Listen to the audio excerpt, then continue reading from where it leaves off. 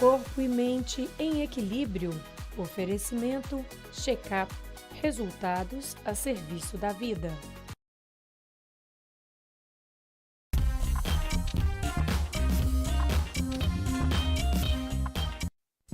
Hora do nosso quadro Corpo e Mente em Equilíbrio com o nosso parceiro Check-up. E hoje nós vamos falar, nós celebramos inclusive nesse mês agora o Junho Laranja, que é para conscientização sobre as doenças hematológicas, como por exemplo a anemia e a leucemia. Então nós vamos receber aqui o Dr. Silvio Pessoa para esclarecer mais sobre esse assunto para a gente. Boa tarde, bem-vindo mais uma vez ao nosso programa. Boa tarde, Vanessa. É um prazer estar aqui com vocês.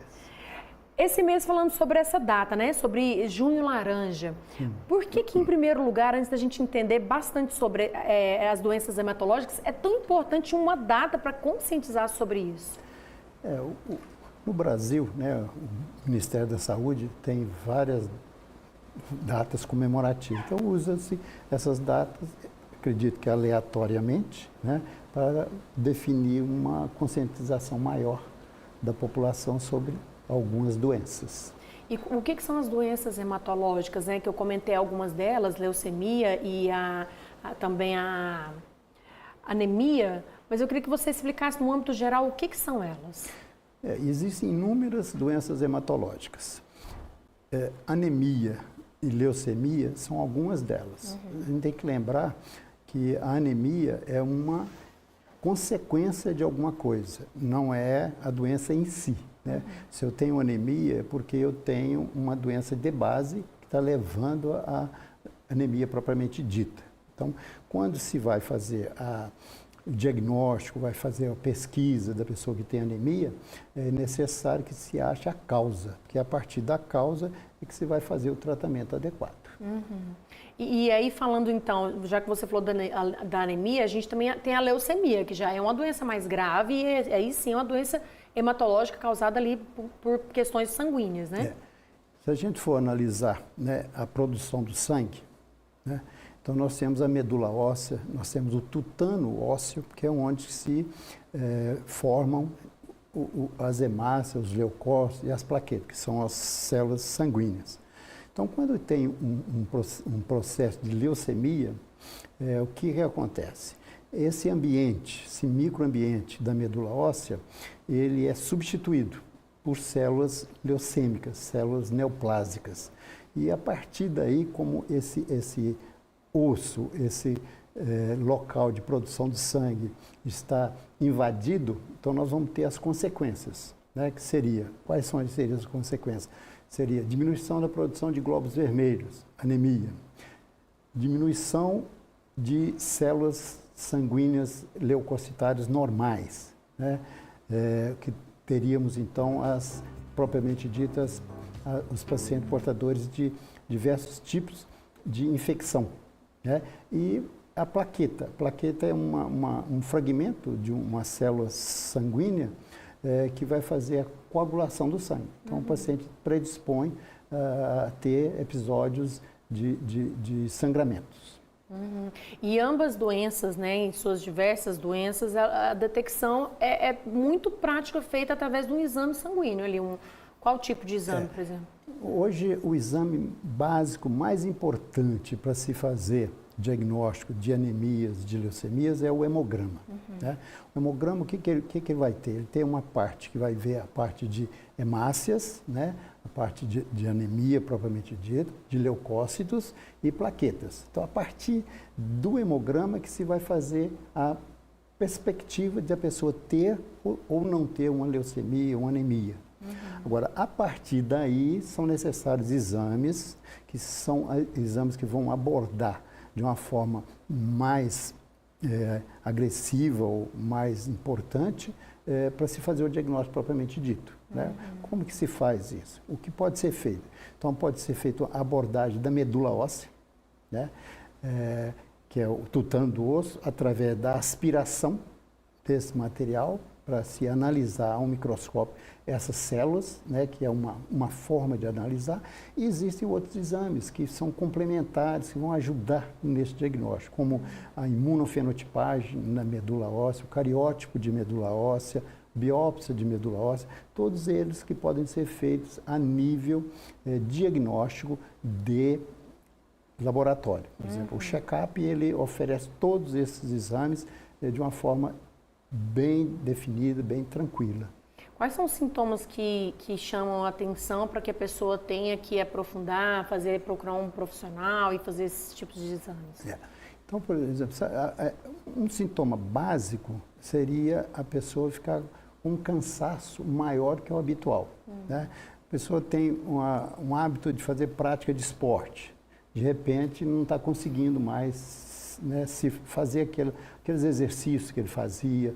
Ou o paciente começa a ter algum tipo de sangramento nasal, ou a mulher com sangramento menstrual aumentado, né, ou tendo alguns processos infecciosos não habituais, como pneumonia e outros processos infecciosos. Então, aí nós vamos ter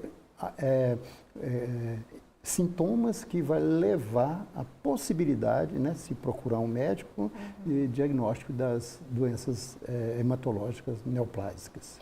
E a partir do momento desse diagnóstico, né, quais as mudanças de hábito, quais tratamentos que o paciente deve ter para ter uma boa qualidade de vida? Então, assim, se a pessoa, por exemplo, as leucemias, elas são divididas em leucemias crônicas e leucemias agudas. As leucemias são subdivididas em leucemias linfóides e leucemias mieloides. As leucemias agudas, o tratamento tem que ser de imediato, né? Porque a leucemia aguda é grave, é um processo grave que o paciente, se não tratado, impreterivelmente evolui para óbito. Com exceções que existem, mas impreterivelmente evolui para óbito. Então tem que ser um tratamento rápido. As leucemias crônicas, seja ela mieloide, já como o próprio nome está dizendo, a leucemia ela é de uma forma que ela agride a paciente, mas de uma forma mais lenta. Né?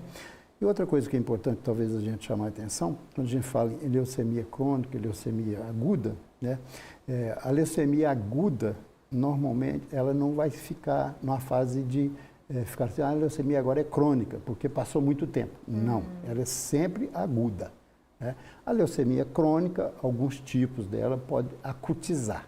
Né? Mas, na verdade, o que nós vamos ter é um quadro agudo numa leucemia crônica. Né? E a leucemia aguda ela vai ser tratada como aguda até cura ou qualquer outro desfecho. E falando da anemia, a gente conhece muito da anemia, às vezes, por falta de alguns nutrientes, de alguns alimentos, e aí, então, se pensa muito nessa anemia como dessa forma. Eu tá com anemia porque não está comendo bem, está faltando... Mas não é só isso, né?